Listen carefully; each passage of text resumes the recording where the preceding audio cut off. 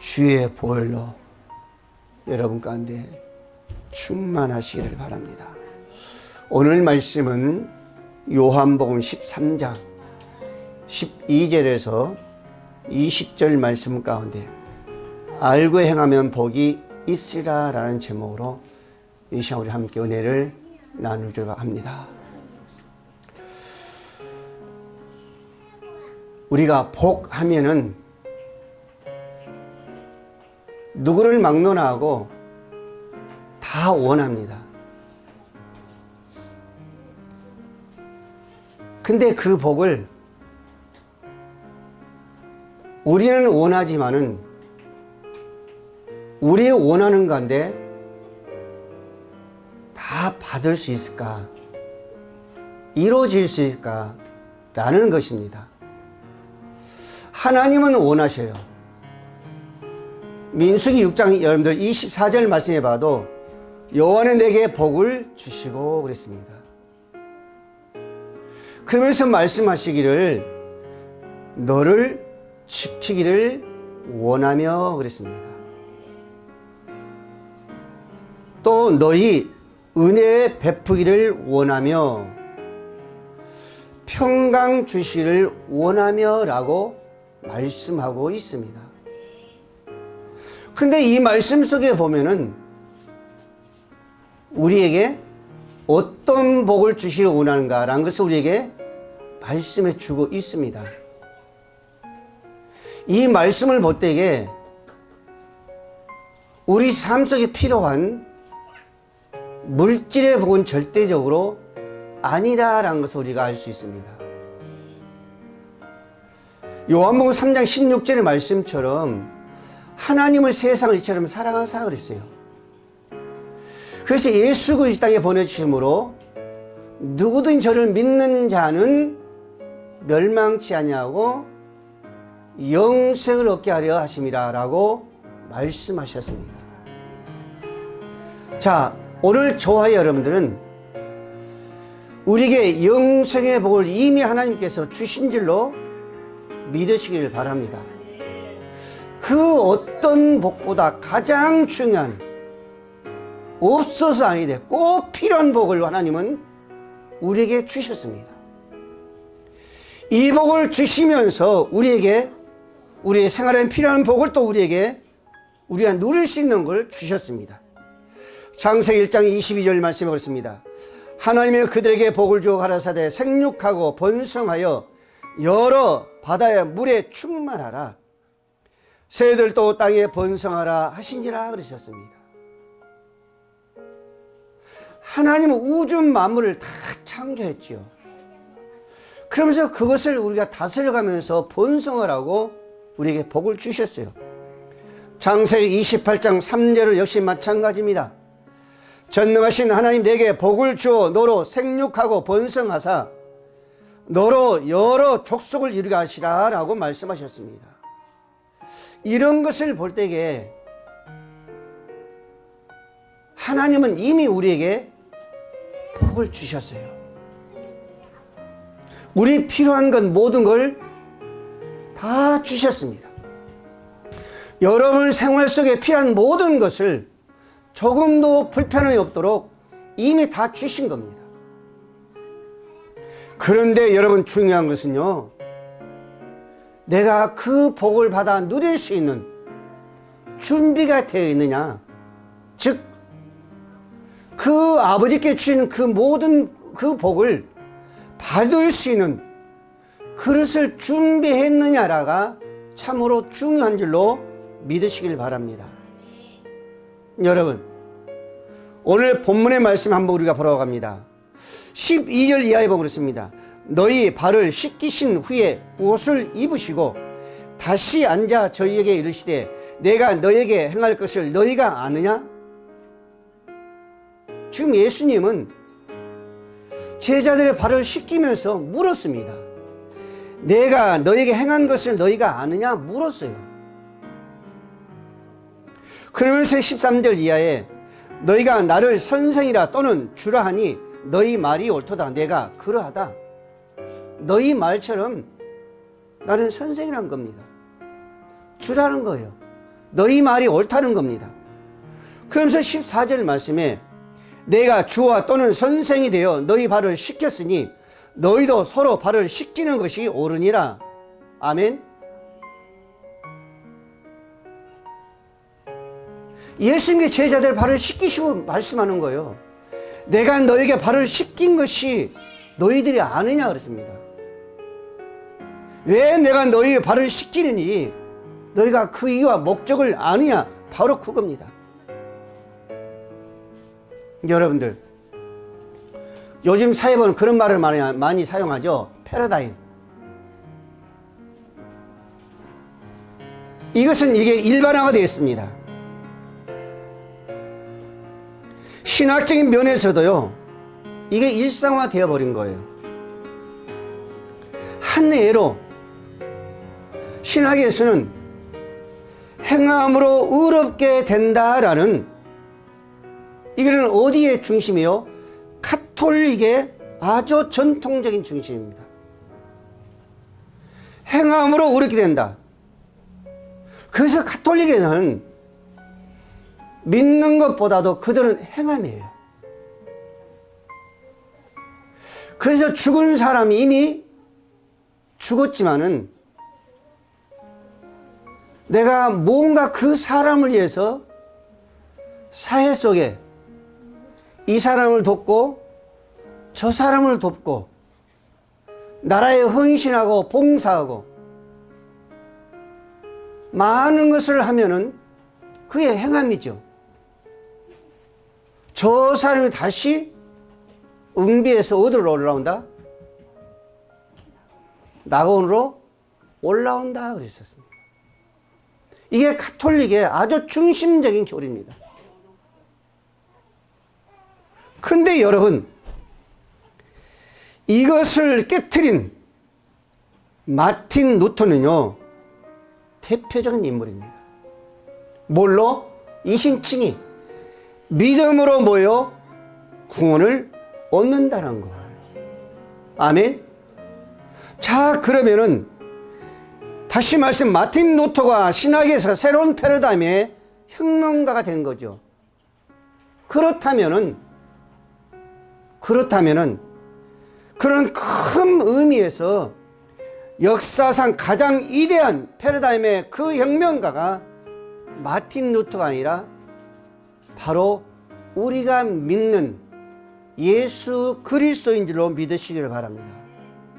왜 그럴까? 왜 마틴 루터가 아니고 예수 그리스도일까? 한번 생각해 보십시오. 예수님 이 땅에 오셨습니다. 2000년 동안 그 유대, 그 모든 역사에, 그 사회, 그 지배했던 그 모든 율법의 고안을 완전히 바꾸어 버렸어요. 행함이 아니단 말입니다. 율법을 지킴으로 구원이 아니에요.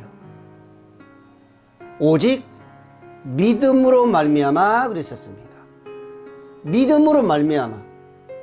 저와 여러분들이 사회 속에 많은 봉사의 행함을 통해 구원받는 것이 아니라 내가 누군가의 큰 물질을 통해서 정말로 구제해서 우리가 구원받는 것이 아니라 예수 믿기만 하면은 그런 행함이 없어도, 그런 봉사의 손길이 없어도, 그런 물질의 그런 행함이 없어도 예수 그리스도를 믿기만 하면은 구원을 받는다 그랬었습니다. 여러분, 우리나라는 절대적인 유교 사상이었습니다. 반드시 조상에 잘 돼야만이 우리가 잘 되는 거예요. 그래서 반드시 우리 부모님도, 할아버지도, 진주 할아버지, 고조 할아버지, 우리 조상을 잘 섬겨야 하는 것이 가장 첫 번째였습니다. 그런데 그런 유교 사상 속에 젖어 있는 우리 민족이 예수 그리스도, 즉 복음이 들어오기 시작하면서 유교 사상이 깨트리기 시작된 거예요. 여러분, 복음을 가장 무서운 나라가 어딘지 아세요? 예수를 가장 무서운 나라가 절대적으로 예수는 도움 안 된다. 절대적으로 복음의 진리에 도움 안 된다. 한 나라가 어딘지 아세요? 북한과 중국입니다. 왜? 그들은요, 자기들만이 살다는 겁니다. 자기들만이 살아야만이 잘 산다는 거예요. 누구와의 함께가 아닙니다. 자기들이에요. 그래서 남북이 우리는 복음의 통일을 원하지만은 그들은 뭐요? 적화 통일이에요. 자기들만이 잘 살겠다는 겁니다. 근데 하나님 복음은요, 절대로 자기만이 아니에요. 우리는 서로가 뭐예요?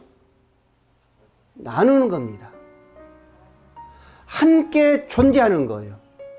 내가 주며, 내가 나누며, 받으며, 이게 우리의 복음의 진리예요.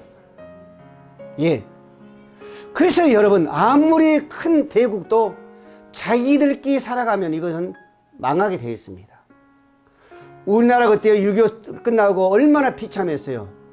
근데 뭐가 들어오면서? 복음이 들어오면서, 예수가 들어오면서 서로가 개방이 된 거예요.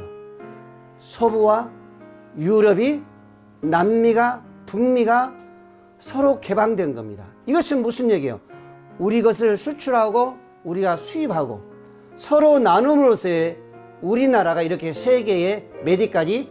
10위까지 된 줄로 믿습니다. 그렇지 않으면 불가능했어. 여러분, 오늘 본문의 말씀뿐만 아니라 예수님께서 산상수훈에서도요, 이렇게 말씀하잖아요. 배부른 자가, 웃는 자가 복이 있다 하지 않으셨습니다. 주는 자가 복이 있다 그랬었죠. 오늘 본문의 말씀해 보세요. 높은 자는 주와 선생이라 주관하는 자가 아니라 오히려 섬기는 자라라고 예수님 어때요? 말씀하셨습니다. 사도행전 20장 35절 말씀에 범사에 너에게 모본을 보여노니 곧 이같이 수고하여 악한 사람들을 돕는 또 주 예수의 친히 말씀하신 바 주는 것이 받는 것보다 복이 있다. 섬기를 받는 것보다 섬겨주는 것이 복이 있다 그랬었습니다. 로마서 12장 2절 말씀했습니다. 너희는 이 세를 본받지 말고 오직 새 마음을 새롭게 함으로 변화를 받아 하나님의 선하시고 기뻐하시고 온전한 뜻이 무엇인지 분별하도록 하라라고 말씀합니다. 오직 새로운 마음으로 그랬습니다. 마음을 새롭게 함으로 그랬었어요. 이 말씀은 무슨 말씀이에요? 전에 너희가 예수를 몰랐던 그런 마음이 아니라는 거예요. 예수를 알았던 이제는 그 새로운 마음, 그 마음으로 변화되라는 겁니다. 즉 예수님처럼 오늘 제자들 발을 씻겨주면서 내가 행한 것이 너희가 뭔지 아느냐 물었잖아요. 이것은 뭐예요? 너희가 그 생각을 가지라는 거예요. 어떤 생각? 패러다임의 그 혁명을 일으킬 수 있는 그것을 가지라는 겁니다. 마태복음 20장 25절 말씀했습니다. 예수께서 제자들을 불러다가 가라사대 이방인의 집권자들이 너희를 임으로 주관하고 그 대인들이 너희에게 권세를 부리는 줄을 너희가 알거니와 너희 중에는 그렇지 아니하나니 너희 중에 누구든지 크고자 하는 자는 너희를 섬기는 자가 되고 그러셨습니다. 여러분들 크기를 원하세요? 높아지기를 원하세요? 받기를 원하십니까? 주는 자가 되라는 거예요. 섬겨주는 자가 되라는 거예요. 낮아지라는 거예요. 그럴 때 하나님 뭐라고요? 거기서부터 패러다임이라는 그 혁명이 일어나기 시작한다는 거예요. 오늘 본문 말씀을 씁니다.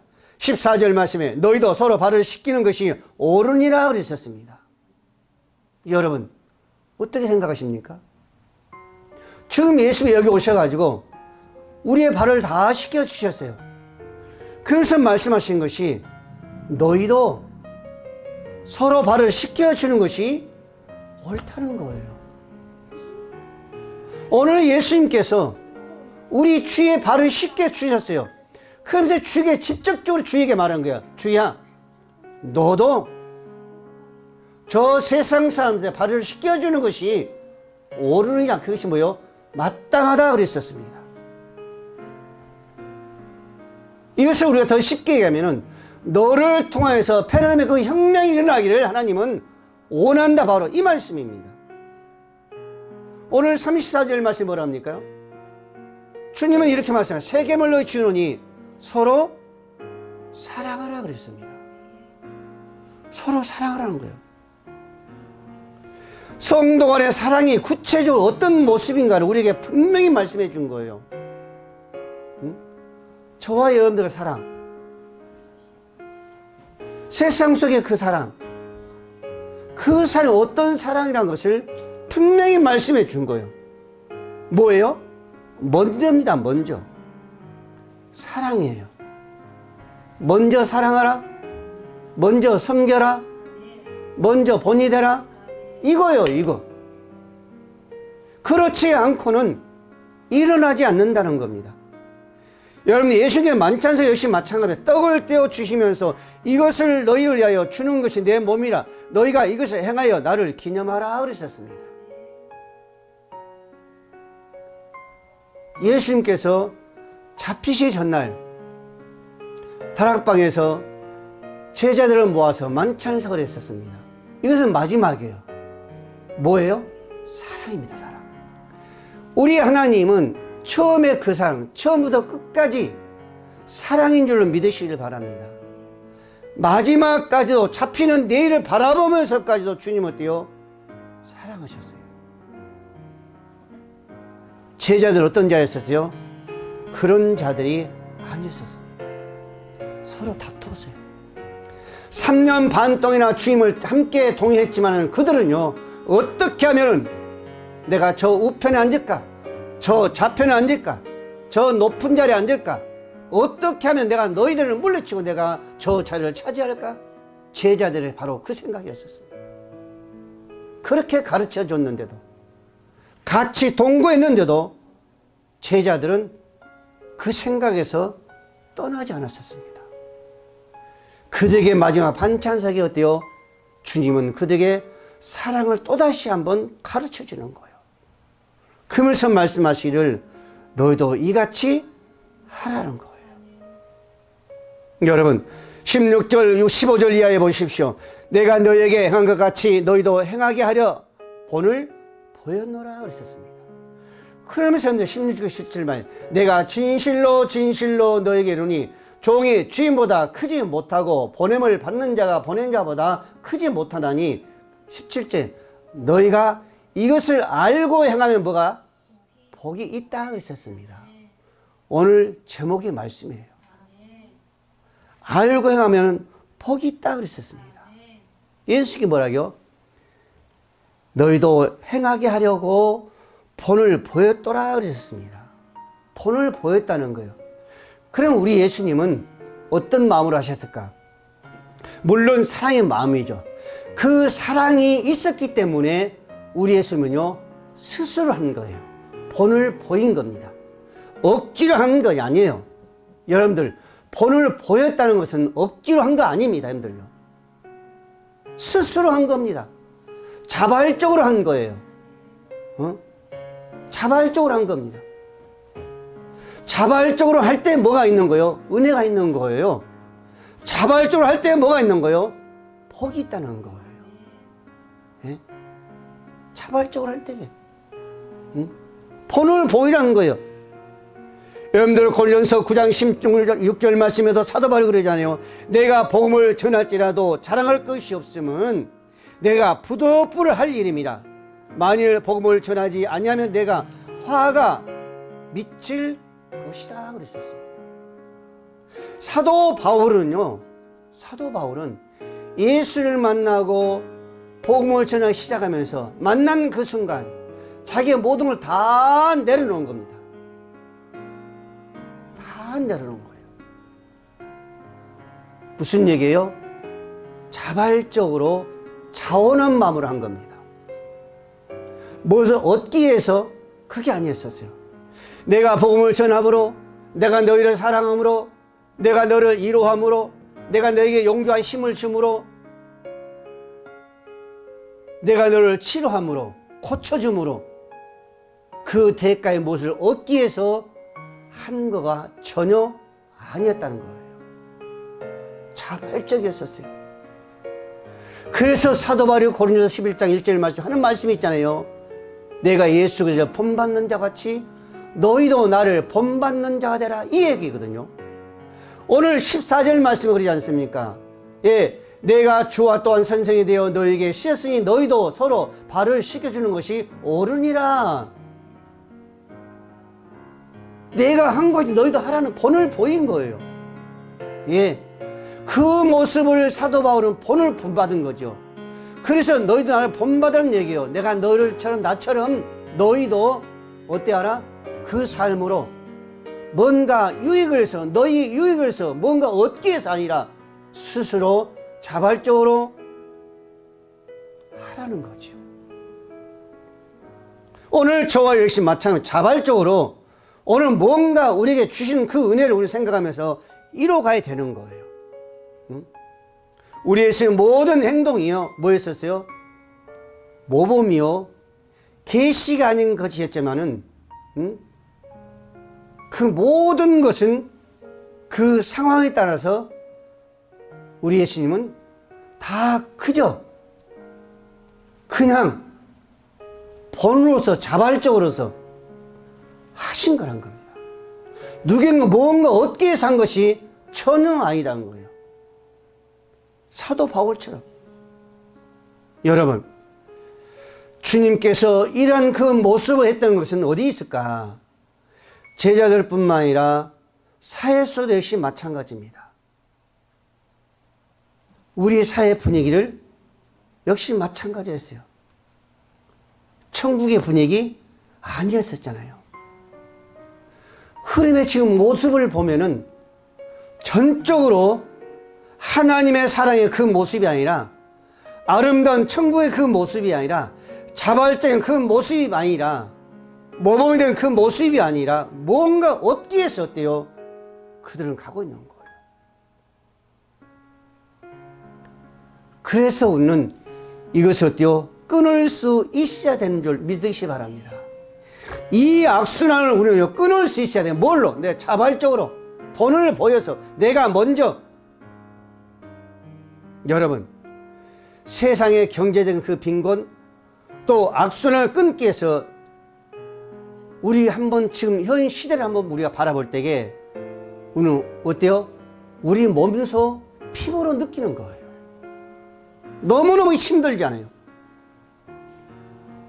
근데 이것은 누군가가 끊기 위해서 나타나야 되는데 안 나타나는 거예요. 얼마 전에 그랬잖아요. 서울, 부산 그 선거가 끝난 다음에 이제 국회에 초선 의원들이 여야 역시 마찬가지였습니다. 여는 실패한 이유가 무엇인가? 야는 우리가 여기서 이겼던 이유가 무엇인가를 새롭게 나가자는 거예요. 그것들 누가요? 5선, 6선 그 사람들 안 했었습니다. 이제 갓 초선들이 그 얘기를 내놓은 거예요. 그러니까 5선, 6선, 3선장이 뭐라고 하는지 아세요? 아무것도 모르는 것들이 이 소리 했습니다. 아무것도 모르는 것들이. 그러면서 심하게 뭐라고 하는지 아세요? 나가라까지 했었습니다. 그래서 그들이요, 꼼짝 못하고 다시 입을 다물었어요.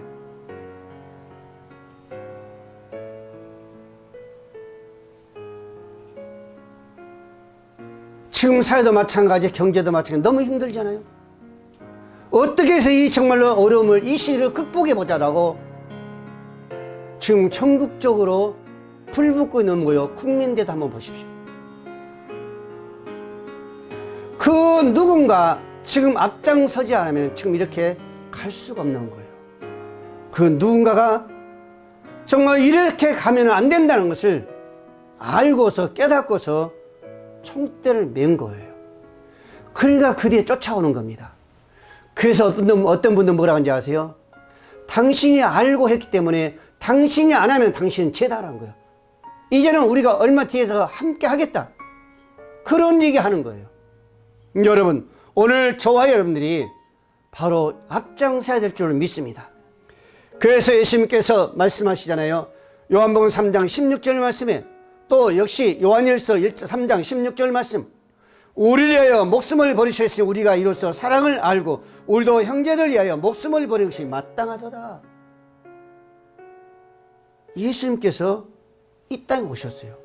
왜 오셨어요? 뭘 가지고 오셨어요? 이 어둠 속에서 이것을 끊어버리기 위해서 사랑으로 오신 줄로 믿으시기를 바랍니다. 사랑으로 오셨어요. 여러분, 누군가가 우리는 사랑으로서의 끊어가야 될 줄로 믿으시기 바랍니다. 여러분들, 교회도 마찬가지예요. 사회도 마찬가지입니다. 그렇지 않고는 절대적으로 불가능합니다. 수돗물이 안 올라올 때는 뭘 부어야 돼요? 물을 부어야 돼요. 그걸 누군가가 해야 돼 올라오는 거지, 서로 바라보고만 있으면 불가능합니다. 서로 원망과 불평만 하고 있으면 불가능해요. 교회도 그러잖아요.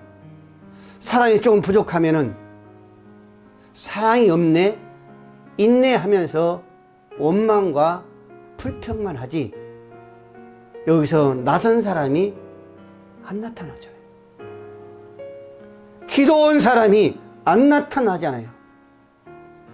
그래서 점점점 교회는요, 어때요? 나 한 사람이 아니라 점점 침체되게 있습니다. 왜? 내가 가지 않으면 어쩔 수 없는 겁니다. 마지막으로 우리 18절에 그랬었습니다. 내가 너희를 다 가리켜 말하는 것이 아니라 내가 나의 택한 자들이 누구인지 알미라. 그러나 내 떡을 먹는 자가 내게 발꿈치를 들었다 한 성경을 응하게 하려 함이라. 그러면서 여러분들 19절, 지금부터 일이 일어나기 전에 미리 너에게 일러두면 일이 일어날 때 내가 그인 줄 알게 하려 함이라.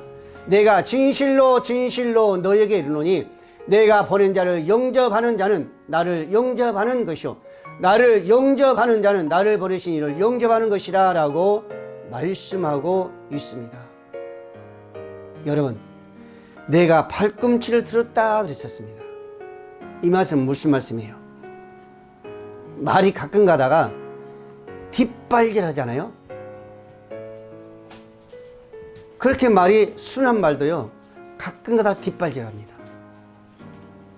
이런 모습에서 하는 말이 바로 무슨 말이요? 내게 발꿈치를 들었다 그랬습니다. 또 하나는 뭐예요?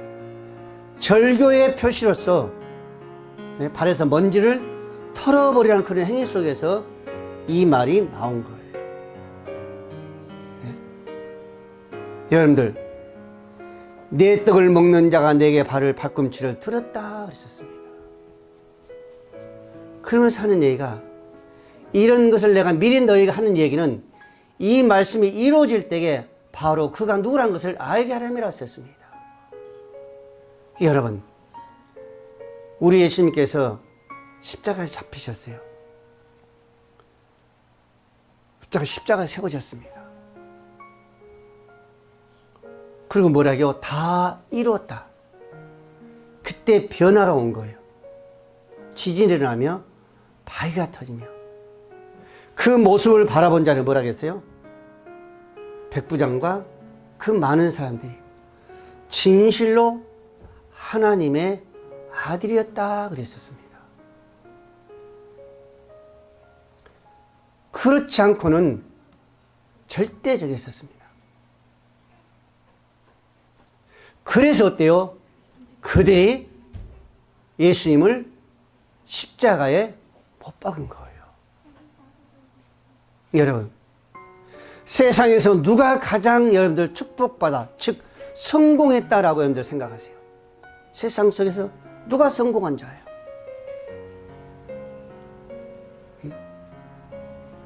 저 미국의 록펠러, 빌 게이츠,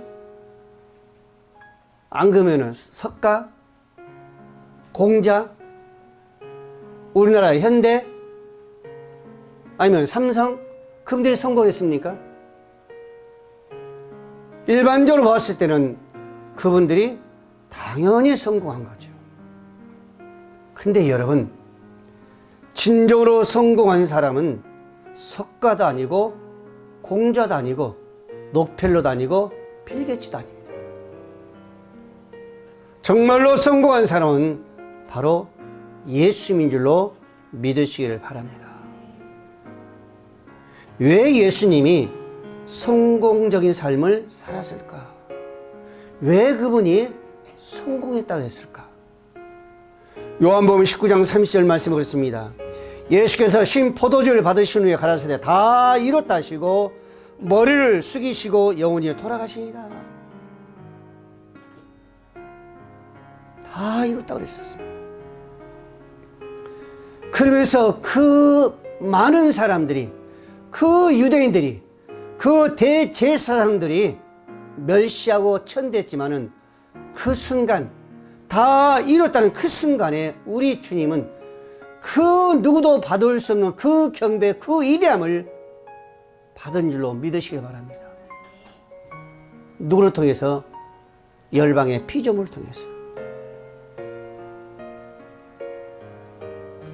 또 우리 예수님은 이 세상에 오셔서 어떤 삶을 사셨는가? 예수님의 발자취를 한번 가만히 더듬어 보세요.